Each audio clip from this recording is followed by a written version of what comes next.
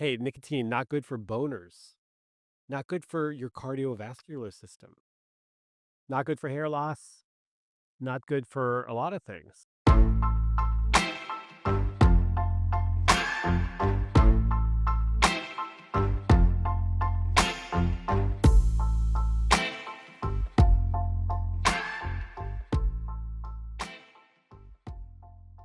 Okay, hi everybody. Welcome back to the Love Drive podcast. My name is Shaun Galanos. This is episode 5. I think we're going to call it My Dirty Little Secret.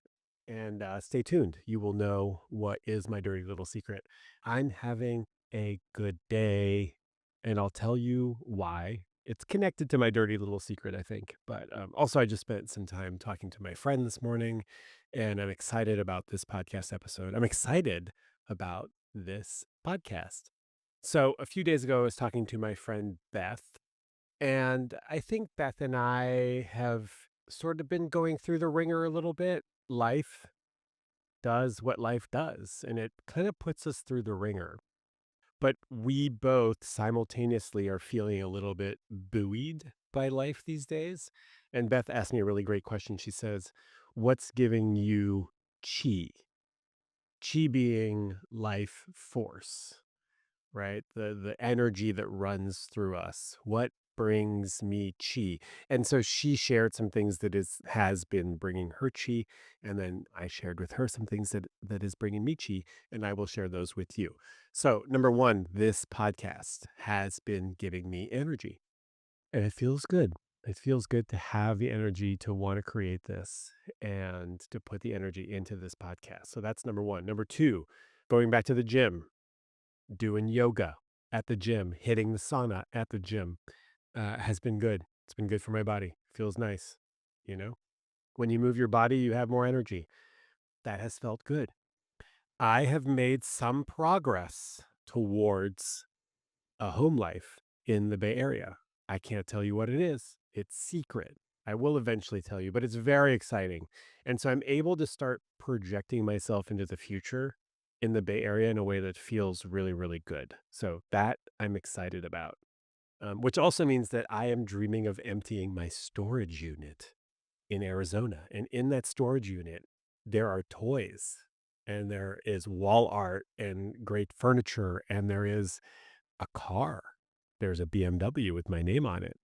It's so funny because a lot of I'm just like I'm just carting shit across the United States basically at this point. Like some of the stuff that's in that storage unit started in San Francisco and it went all the way to Montreal and then went to Arizona and now it's coming back to San Francisco. I'm just moving things around, which I guess like whatever, that's how moving works. But the idea that I am going to empty my storage unit is exciting. The idea of not living in a bin for 2 months is exciting. Of being reunited with my bike, my mountain bike, so I can go mountain biking with friends is exciting. Okay, what else is giving me chi? Friends. Seeing my friends again in the Bay Area is great. It's fantastic. People that have known me for 17 years, more. That feels awesome. And then lastly, riding my motorcycle. So my dad has always been a big motorcycle rider, and I have been as well, probably since well, we started riding dirt bikes actually when I was like 16. So we've always ridden. I've always had like a motorcycle in my life, but I haven't for the last year or two. And before my dad passed away, he had a motorcycle, and I went and got it. So now I've been riding his motorcycle around the Bay Area. And if you live here or you've been here, the traffic is like it's not great. It's not terrible. It's not LA. It's not New York, but it's not great. But riding a motorcycle is great. So these are all things that have been giving me chi, that have been contributing to my well-being. But then I was talking to Beth and I wanted to come clean with her about something. Actually, I didn't really need to come clean to her. Like I wasn't hiding anything from her, but I wanted to come clean about something to her. And I'm going to come clean about that to you. Not because I have to, but because I want to. And I think I think it's a worthwhile explanation. So, I have been struggling with nicotine my whole life. basically since I was like 15 years old. I've been addicted to nicotine for a long time. I have a love affair, a love-hate relationship with nicotine in all forms. I haven't had a cigarette in 10 years, but vaping, dipping, I don't dip anymore, but smoking and dipping were the things that I used to do, and now it's more like Zyn or vape, the new digital versions of nicotine. And I have had periods in my life where I've abstained from it for like 2 weeks, 2 months, 2 years. I think the longest that I didn't use it was like 4 years. But recently I've been sort of stuck in its grips. And like you might not know this, but I'm a recovering drug addict and alcoholic. Like I've been sober from mostly all drugs and definitely all alcohol for 17 years. I had a mushroom journey in November that I will tell you about. I'm telling you now because I used to be able to say, "Oh, I've been sober for 17 years," but now it's like I've been mostly sober for 17 years. So I have recovered from drugs and alcohol for the most part, but nicotine's always been there for me. And my nicotine might be your overeating, overworking, over what else we got out there? Oh, sexual compulsivity. It can be your alcohol. It could be your drugs, right? Like there are a lot of people walking around out there with addictive behaviors or maladaptive coping strategies. Basically, for me, nicotine is a maladaptive coping strategy, right? I'm using it to cope with the difficulties of life.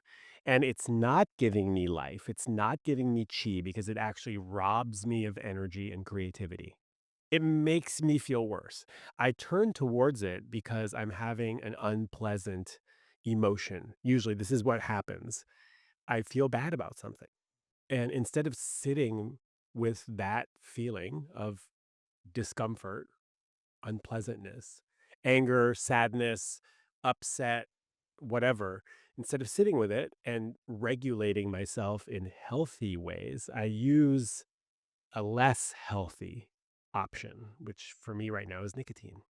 It's problematic because there are some benefits. Like people say like, "Oh, nicotine helps with my productivity." Yes, to a certain degree, it can be labeled as or marketed as a nootropic, as a sort of like biohack tool. The problem is that it is so addictive. It's like one of the most addictive. I was able to freaking kick crystal meth, crystal meth, but not nicotine. So, yes, it can have these benefits where you become like more productive and more creative if you can use it in moderation. And most people, 99% of people, unless you're Andrew Huberman or whatever, cannot use nicotine this way. So for me, it's a maladaptive coping strategy, but it is better than crack cocaine, right? Like if I was real sad and I decided to do crack cocaine, that would be worse. So nicotine is like the lesser of two evils, but it's maladaptive for me. And here's the problem with it. On the surface, like it's pretty benign.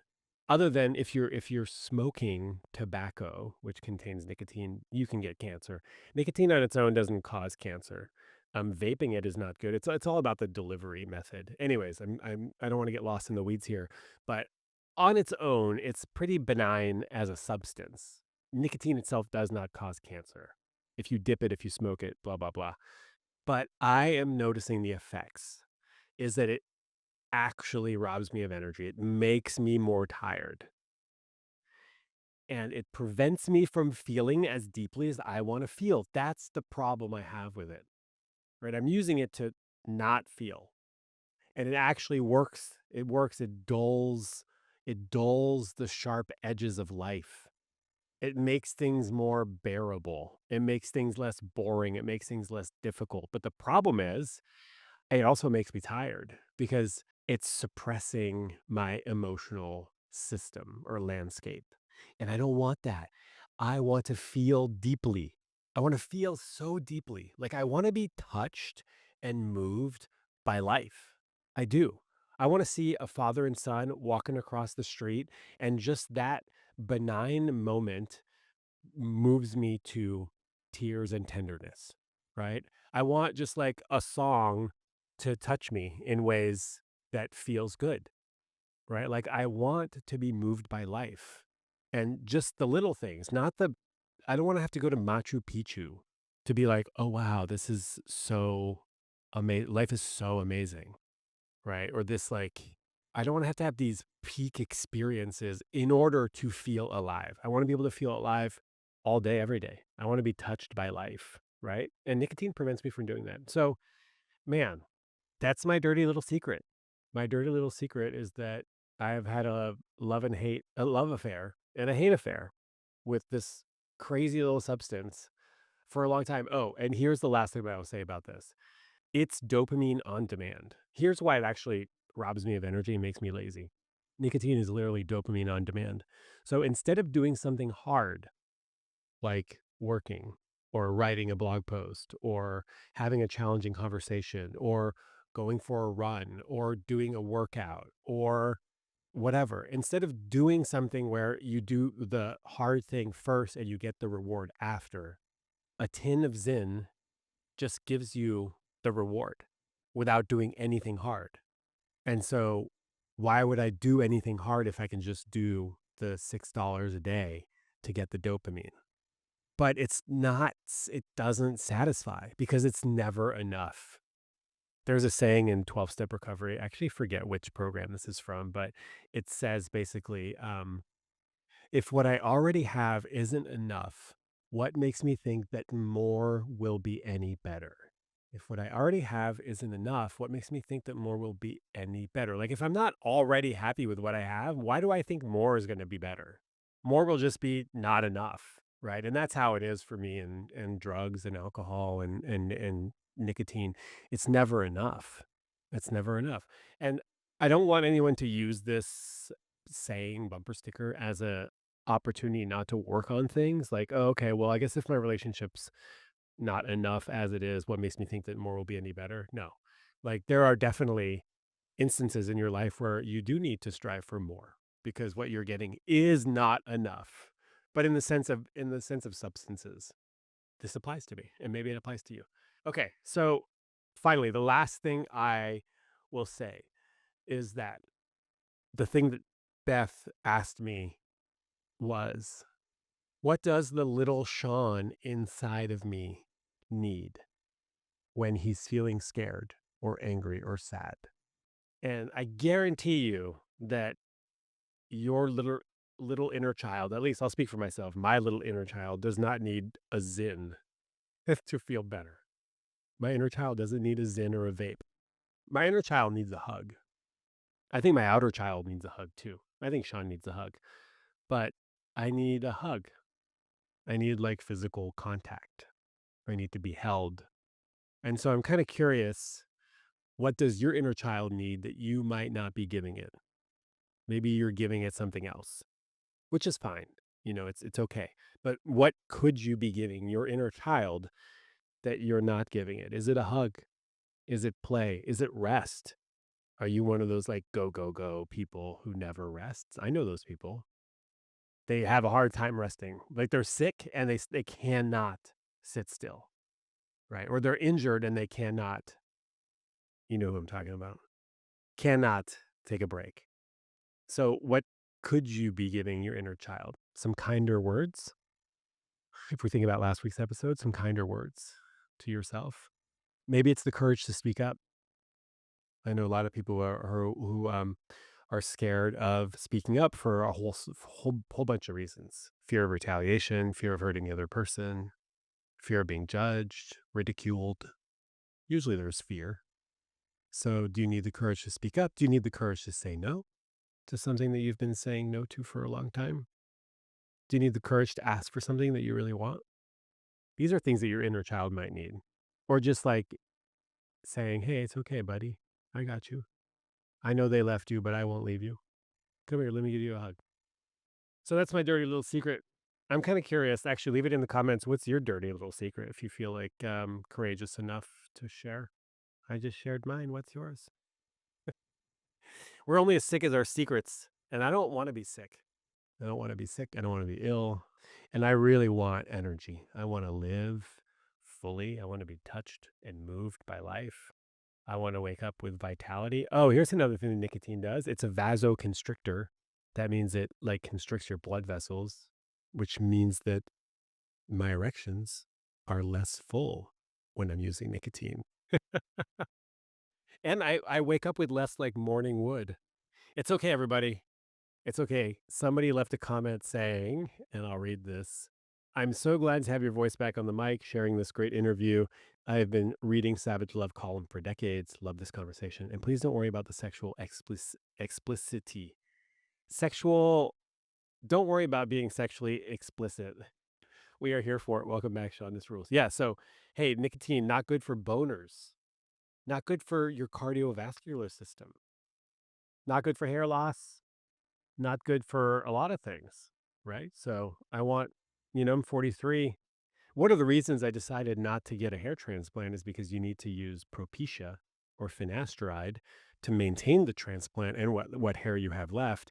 And the side effects of that drug, some of them include lower libido, weaker erections, watery semen, which is disgusting if you think about it. I don't know why watery semen bothers me so much, but it does. So I don't want anything that's going to affect my libido. So why am I using nicotine? Okay. Oh, also, today's day 2. I'm counting days. Fuck it. I'm counting days. Today's day 2. Feel free to ask me about it next week. I need some accountability. So in the comments, drop what you need some accountability or what you're tired of doing that you've been doing. Sick and tired of being sick and tired. And I don't want it anymore. I want to feel good. So mazel tov to that. And we're going to transition now to the term of the day. By the way, this is turning into a variety show.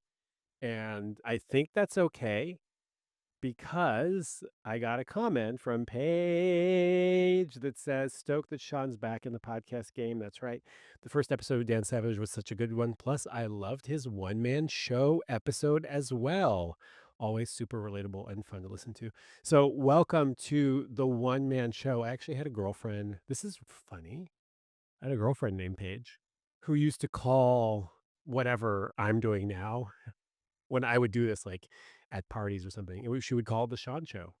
I mean, I was also 22 years old, so I didn't have the awareness that I have now, but I guess I've always wanted an audience and a stage. So here we go. This one man show has a term of the day or term of the week, I guess. And today's term of the day is hobosexual. So, like a few months ago, someone asked me a question about how to deal with her grown adult children who live with her who are unhappy that she moved in her new boyfriend of 8 days into their house. And my response was, yeah, your kids are upset. You've invited a charlatan into your home and your kids are worried about their inheritance. And then a lot of people said, well, they're probably worried about your safety and their safety because you've brought a stranger into your home. That's also very fair. I think I was just trying to be funny. But then all these people started chiming in saying, oh, he's a hobosexual. Hobosexual being someone who's homeless or has no job and goes on dates in the hopes of meeting someone to like move into or leech off of. And so a lot of people were worried that you had met a hobosexual. And it's funny, I've been feeling a little hobosexual myself, although I don't prey on people to live with them. But I did have a really sweet romance and I did spend a lot of time with her at her house. And it was really sweet and it was cute. And it ended for reasons outside of our control, unfortunately. But to the hobosexual man living in this woman's house, I pinged her and I asked her if she had, actually, no, that's not true. She left me a message on the hotline, and here it is. Let's play it. Hi, it's Aline here from Phoenix, Arizona. I am the one who moved in her boyfriend after knowing him for 8 days. It's a solid 30 days now. We're doing amazing. He's not a bum. He has a job. He treats me well. I've never been this happy in my life ever. But my sons, who are 22 and 26, are just having such a hard time accepting this. I get the cold shoulder. We don't really talk anymore. They like make mean comments, and I don't want my boyfriend to feel uncomfortable. This is my house. Everybody has a job. So I just don't know how to navigate this. I really, truly wish that they would see how happy I am, that I have never been treated this good before. I know that this is like so sudden, but it's literally so true. When you know, you know. And I am so in love with this guy, and he reciprocates the love right back, and we're just a perfect match. And I just wish they would see how happy I am and accept the fact that this is my house and I should be able to do as I please. So any advice, comments, I would love it. Thank you so much. Have a great day. Bye-bye. Okay, so not only did she leave a message, then I reached out to her and asked her for an update because I forget when that message came in, but a week ago, I pinged her and I said, "Hey, Elaine, it's Shaun from the Love Drive. I'm recording an episode. Do you have an update on your boyfriend and your son, how it's going?" Oh my God, yes, lots of updates. He proposed. I'm engaged. Sons were happy when I told them. One even apologized for his attitude. But now we're back to square one. It's such a roller coaster of annoyance, but I'm still so happy with the love of my life. I'm getting married. Okay, so I guess Mazel Tov. Mazel Tov and congratulations. Who am I to say? Who am I to say that it can't work? There are anecdotal stories that you will hear from people. It's like, oh, my grandpa met my grandma, Mima met Peepaw or whatever at the bakery, and he proposed a week later, and they've been married ever since. Like, these stories exist. So who am I to say that this isn't one of those stories, right? Like, I'm legit super happy for you. I will also say that, like, you don't know anybody until at least a year or two into having spent a considerable amount of time with them. So, for the most part, you're still strangers, and you're like, it's so funny. It's for sure your triggers, all of your triggers haven't come out, right? Like, you haven't been triggered and your childhood wounds aren't coming out. Or maybe you've worked on all that stuff, but for the most part, it takes a while for that stuff to like kind of work its way through. So I'm happy for you. Look, your kids are 22 and 26, old enough to leave the house. Culturally, that's a thing that we do in the United States. It's different in other countries where like adult children would stay at home until maybe it's their turn to get married. But in the United States, you live in Phoenix, fuck it, whatever. If you're the happiest you've ever been and this is the love of your life, all I could say to you is good luck. And like, I wish you all the best. I really do. Hit me up with an update, or invite me to the wedding. That's all I have to say about that. So, anyways, term of the week, hobosexual. Careful, they're out there. They might move into your home. They want to move into your home, actually. That's the goal. Okay. Q&A. Okay. Leave me a voicemail. Don't make me beg. 415-494-9559 or leave me a voicemail or like a voice memo or whatever, or an audio recording to podcast@thelovedrive.com. You could also send me an email or text that number, 415-494-9559. Also, you know what? Let's just take a break. Let's take a break. And if you love this episode, what is getting in the way of you right now pausing this and leaving a review on Apple Podcast? I'm curious. I mean, if you're not listening on Apple, then that makes sense. That's what's keeping you from it. But if you are listening on the podcast app on Apple, this is a great opportunity for you to drop a little review. Take a minute. It would mean the world to me. If you're listening on Spotify, you can rate the show. You can't leave a review, but you can rate it, 1 to 5 stars. I think we're at 4.9 stars on Apple and 5 stars or 4.9 on Spotify. So this was our break. Do it. Oh, and subscribe, I guess, if you're not. I mean, only if you want to, obviously. But this is just serving as a reminder of things that you probably already want to do. You already want to leave a review because you love the show. You already want to subscribe. You just forget to do it because that's how life works. These are friendly reminders. Okay, questions. We have 2 questions today. Hi, Shaun. New listener, really enjoying your new show. I've been following you on Instagram for a little while. I got introduced through the feels.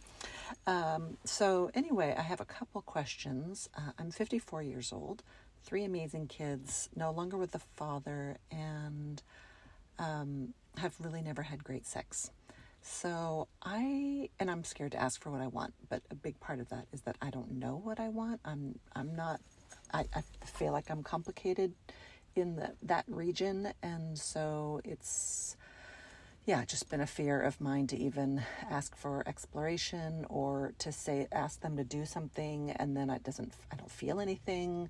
Anyway, it just all feels very complicated. So I don't know if you have any advice on that. And then secondly, how is it okay to ask out or introduce myself to multiple people at the gym who maybe go to the gym at the same time? I don't know. Um, I don't want to get a reputation of being somebody who's just desperately trying to find somebody out there, but ultimately I'm a hopeful romantic and am looking for my person. So, anyway, any thoughts on that would be great. Thanks so much. Enjoying your show and good luck. Bye. Okay, thank you. Thank you for being here. This is a bang bang, two questions in one. And yeah, the feels is I love the feels. It's a series of events, dating events created by Allie Hoffman, and we did a retreat this February. So yeah, welcome to everybody. And if you're looking for a cool dating event and you live in New York, LA, San Francisco, and maybe Chicago, check out the feels. We'll link to it in the show notes. So I've never had great sex and I'm scared to ask for what I want, mainly because I don't know what I want. Okay, so step one, figure out what you want. There's a resource called the Yes, No, Maybe list from AutoStraddle. I mean, I think there's a whole bunch of them, but I like the AutoStraddle one. And basically, it's a list of things that you might consider or are excited to explore giving and or receiving. And so it could be as simple as holding hands, kissing, tickling, wrestling, or it could go into, more explorative or adventurous territory, biting nipples, fingers on penis, fingers on strap on, fingers inside vagina, ejaculating on someone's body, using vibrators. Let's go to the next. Blindfolding, slapping, pinching, phone sex, dirty talk, tongue on anus, nipple clamps, watching porn, right? So, like, basically, it's a list of things that you might be interested in trying, right? And that's always good. Like, you could take yourself on a little date, print up this sheet, get a glass of wine or a mocktail, and just spend some time, like, thinking about what each of these things might feel like and highlighting the ones that you're most curious about, right? So that's number one. Number one is like start developing some curiosity. Number two could also be like, okay, what's the kind of sex that I've seen that I've been curious about or have wanted to experience? Or what's the kind of sex that I've heard about from like a friend or from seen on whatever media, TV, movies that I want to experience? Or just like tap into your soul, like into your heart, tap into like, what do I want to feel? What are the sensations or the experience that I want to be having? This is number one. Number one is like, get curious, write it down, grab your journal, have some ideas. Number two, it's okay if you come up with a huge freaking blank with all of this. And you're just like, I have no idea. Okay, cool. In that case, you need to find someone who's into exploring. You literally have to say, hey, I am newly single. I have never had great sex. That is not okay. I want to change that story. I'm looking for someone who's open to exploring a bunch of different things. I learned about this thing called the Yes, No, Maybe list. Maybe we can together go through it and see if there's a couple of them that we both agree on or both curious about. To your comment about, I don't know how to say, let's try something. And then if I don't feel anything or I don't like it, that we need to stop. Sorry, you're going to need to find that language. You're gonna need to find the courage to say, hey, I want to try this thing. And also, FYI, it might be awkward for me to say stop, but if I don't like it, I'm gonna need to say stop. It's okay for you. It's okay for you to not know or have experience or to feel trepidation at doing any of this stuff because it's all so freaking new. And amazing. You had this relationship where, like, okay, the sex wasn't great. That's not amazing, but you've got three kids, and ostensibly, you probably enjoyed some part of that life. Now you're entering a new exploratory part of your life. and it's going to require you to do things that are different and a little scary. You said things are complicated down there. I don't know what that means. I don't know what that means. I wonder if it's really as complicated as you say it is. I don't know. You're going to have to develop a relationship with your down there, your genitals, your pussy, your vulva. Maybe we can start using that word instead of like down there. Down there is like, it's like that's not connected to you. Down there is like it's removed from it. So start calling it your pussy, your vulva, your whatever, your genitals. It'll be complicated until it's not. It'll be hard until it's not. It'll be new until it's not. But I'm excited for you in this new phase of exploration down there. Okay, and secondly, cute guys. How many dudes can you introduce yourself to at the gym without wanting to look desperate? Well, first of all, there's nothing desperate about connection and intimacy and touch and meeting our needs for connection. Nothing desperate about that. If you're a hopeful romantic, then you already have the spin required. It's normal. It's normal. It's natural. It is what it is. So maybe start with one. Let's start with one. Chat up one guy and then see if there's a potential there, or chat up the other guy, or chat up one at a time, or chat them all up at once. Really, honestly, what other people think of me is none of my business. Easier said than done, but also worth doing. So I wouldn't overcomplicate this. I also wouldn't worry too much about you being friendly to guys at the gym. I'm always jealous when I see people flirting at the gym. I wish I could flirt at the gym. Maybe I will. Who knows? Maybe it's a new era for Shaun as well. Anyways, go have fun. This is exciting. Very, very, very, very, very exciting. Okay, next question. Salut, Shaun. Love the podcast and shared it. Question. I connected with a 28-year-old on Field. I'm 20 years older than him. He expressed having a fantasy of hooking up with a woman much older than him. When I suggested we meet for drinks or coffee first, he admitted not being comfortable meeting in public since he considers this pretty taboo. Should I be concerned? Okay. Thank you for the question. I don't know if you should be concerned, but I'm curious whether this is something that you are interested in exploring. So, my gut reaction to this was like, no. It's probably not going to feel good to like be shoved in a closet and where like he feels ashamed of sleeping with you.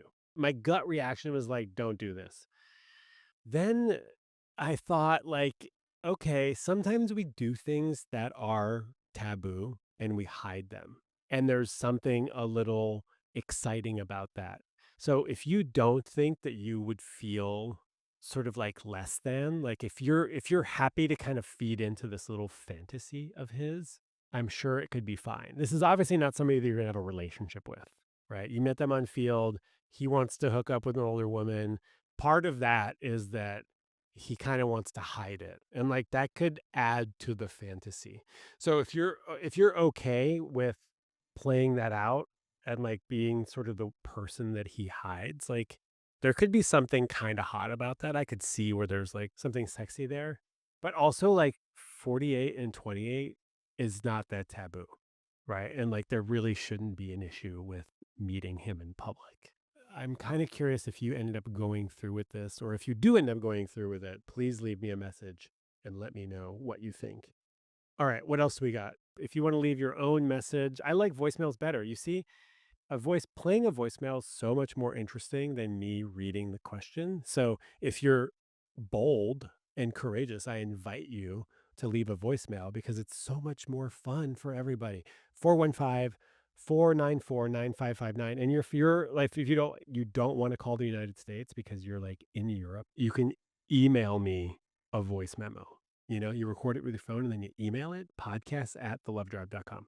Okay, friends, a little housekeeping, but it's really, really, really important. So, this next episode coming up on Thursday is with none other than social media therapist to the stars, Therapy Jeff. I've known Therapy Jeff for a couple years now, and this is a really funny episode. We do get into our personal lives a little bit, and then we talk about the manosphere and men and dating in rural areas. And it's just a very kind of like flowy, fun conversation. And oh, I got a comment. Hold on, I got to read you this. I got a comment today on YouTube. Let me just pull it up real quick. Okay, this comment that I got from Madeline Wares, hello, thank you, on Spotify says, such a great episode. You're such a natural at having cozy conversations with all your guests. This is literally my dream. My dream is to have cozy conversations with my guests. I want it to be my full-time job. So thank you all for helping me get there. This Thursday's episode with Therapy Jeff is a cozy conversation. After this episode, we're going back to What a Week. This Bang Bang, this 2-a-week podcast release, was a special for the first month of the relaunch. After that, we're going back to 1 a week until I have my studio up and running. My goal is to have 2 a week, is to have a guest interview and a solo Shaun show interview. And so that's coming soon. Next week, I'm off to Thailand. I will record episodes. I just don't know if it's going to be from a closet or from somewhere else.